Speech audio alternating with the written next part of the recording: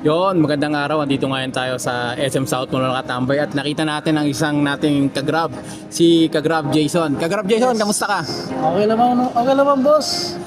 Kagrab Jason, ano ba ang pwede mo ikwento sa amin sa pagiging isang Grab rider mo? Talagang maganda naman po yung nagiging resulta.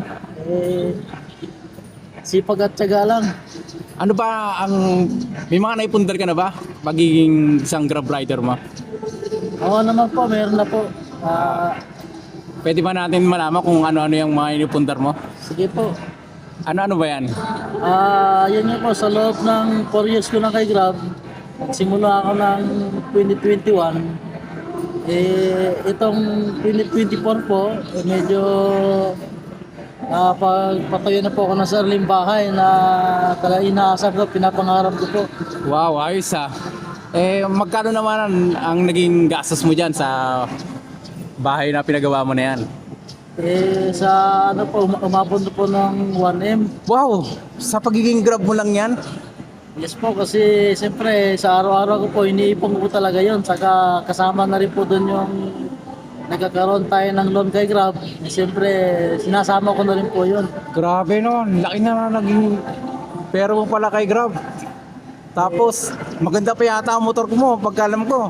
Ayun, medyo nakapag-ano rin tayo sa motor. Yung nakakuha na rin tayo ng task din. Wow! ADB yan, di ba? EDB 160. Wow! Bangis talaga ng Jason. Boss Jason, anong may papayo mo sa mga baguang Grab na pumasok ngayon? Ang papayo ko lang sa kanila, talagang tiyaga lang, sipag. Wag nilang sabihin na matumal. Kasi wala naman kay Grab ang problema eh. Nasa diskarte. Yon. So bigyan mo ng konting tip ang ating mga baguhan. Kung paano pa ang lasting tip? Sasabi ko lang sa mga baguhan, pagka medyo alam nila na medyo 2 oras na di pinapasukan, laban lang. Grabe. Lawan lang, no? Laban lang. Okay. So ito nga si ating Kagrab Jason.